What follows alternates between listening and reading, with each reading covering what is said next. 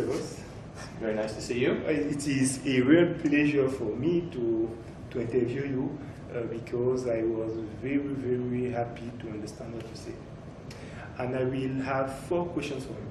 Okay. First of all, I want to, it was the title of your presentation, so I will ask you, does Africa matter when we speak about international business? Well, you know, that's an interesting question in the sense that if we talk about huge investments, then Africa really does not matter except in natural resources where there are investments in copper mines and in oil and natural gas and those kinds of things. And there may be 5 or 6 big investments in Africa every year. But beyond that, there is not really any other business which is large enough to be interesting in international business the way you see business in China and India, as well as in the US and Canada, Europe, Japan. So it's a very big challenge for African countries to prove that they're important enough to international business to attract multinational companies. And that's what I mean by international business, multinational company investment. Okay, I understand. Can we say that we have some signs that things are changing? Because there is a couple of years, I think, in Indian multinational, I talk about Airtel in telecommunications, buys Zain for $10 billion. Okay. It's not about natural resources. Right. There is some infrastructure investment as well in electricity and in telephones. And interestingly, some of it is coming from South Africa into other countries of the region, where MTN is investing heavily throughout the region. Now, the other big competitor in South Africa is called Vodacom, which is a joint venture of the South African Telkom and the UK Vodafone. And Vodafone is investing around the region, but not Telkom, because they're just South Africa. So MTN is a good example in that, in the infrastructure area. But anyway, I agree. It's more than just natural resources that sees some investment from multinational companies. But it's not enough. It's not that when you look at the region, you see 3 countries that are large economically. If I include Egypt in North Africa. If I do sub-Saharan Africa only, then you have Nigeria and South Africa, which are the only countries that are large in terms of national income of $200 billion a year each, and populations of 50 and 160 million people. The rest of the countries are small relative to those numbers. So it's very difficult to attract foreign companies unless you talk about McDonald's or Procter & Gamble selling toothpaste, or companies that sell small consumer products where they can afford to sell very low-cost products to customers in small-sized population centers. So that happens. That does happen, but it's not interesting in terms of generating jobs and generating big increase in national income. Let me adjust the comment slightly and say, when you look at the growth rates of sub-Saharan African countries, the average, I think, last year was about over 4% per year. And if that's true, well, in Europe, the average growth was maybe 1%, and in the US, it was about 2%. So over time, this will be attractive. But as I said in the talk, urbanization. The problem is that when you start from such a small size, it's going to take many years, even at 5% growth, to be interesting. My second question is, does Africa get enough of multinational enterprise to be able to be a winner in the globalization competition? Well, that's an interesting question, because you see African multinationals that are beginning to succeed, to exist and to succeed in international competition. You have the traditional mining companies from South Africa, Anglo, the Oppenheimer companies, You also have the telephone company that we talked about, MTN. Yeah. But you have the beer company, SAB Miller, or SAB, South African Breweries, which bought Miller in the U.S. I mean, they're one of the big three in the world. So we see some small number of companies being very successful.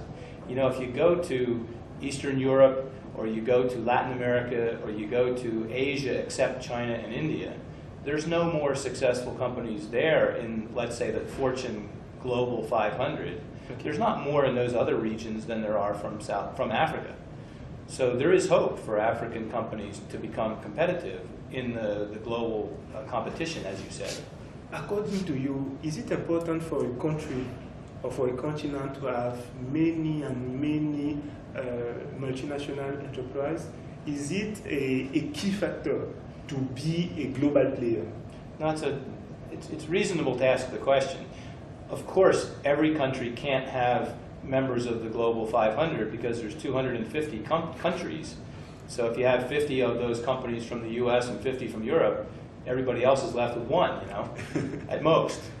So there's no way we're going to see lots of multinationals. But how do you define success in international competition?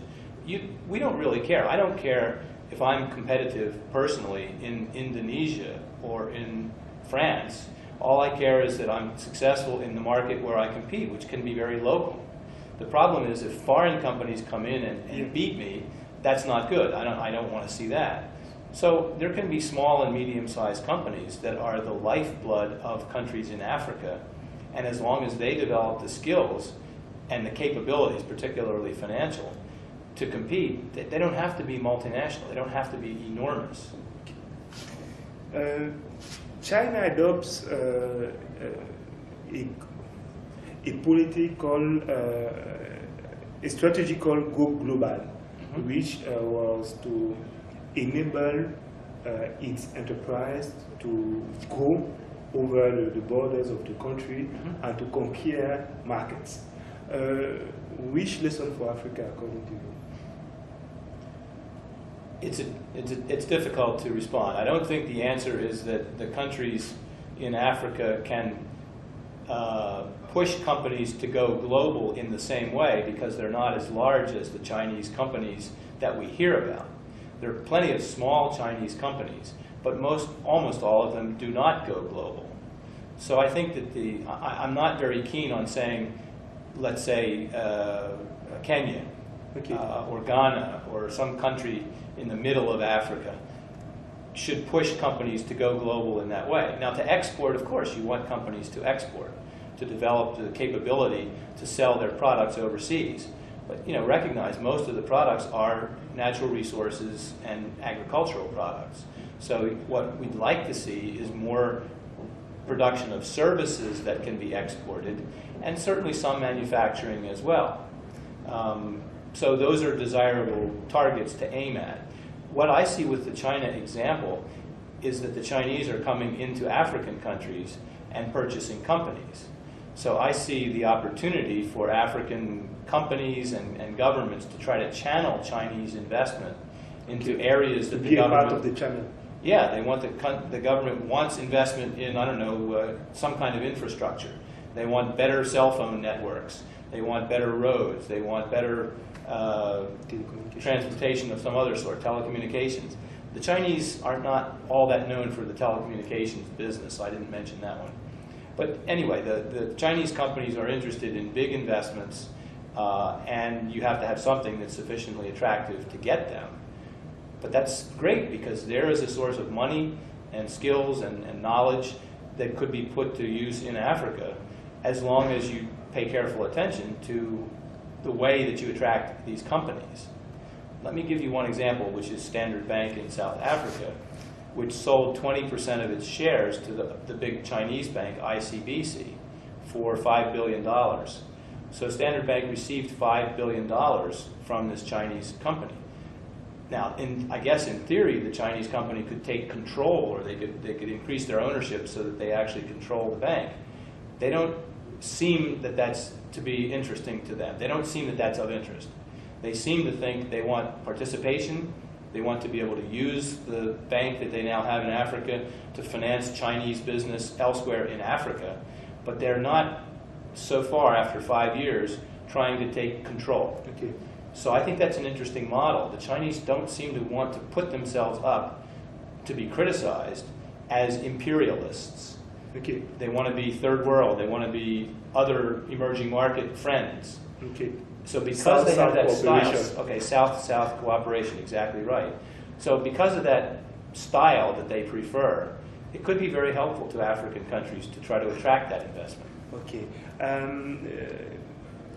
Which kind of support African government could give to small and medium enterprise to export, to be able to export? I think that I will answer you, but my answer is pretty weak. I mean, what they should do is the same thing as other countries do, which is subsidize exports to the extent that it's permitted in the World Trade Organization. So you can offer low-interest financing, you can offer training programs, I don't know, you can help companies find customers overseas with trade missions, but I don't have any specific answer that's different from what is well known already. Okay. My last question is, according to you, which is the best country in Africa in terms of private sector, in terms of potential to be an emerging power in the next years, which is the most fascinating country in that sense? Okay, well, I'm going to give you two answers. Okay. Because my first answer is that clearly right now South Africa is the country that has those characteristics. It's got the best education, it's got the most capital, it's got the most companies with international experience and the best links to customers and suppliers in the rest of the world. So there's no question.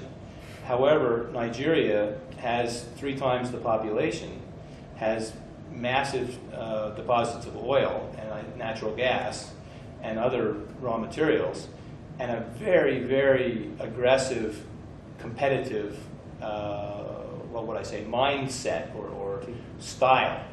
So I think Nigeria is the biggest challenge to South Africa in terms of leadership in economic size and competitiveness in the region.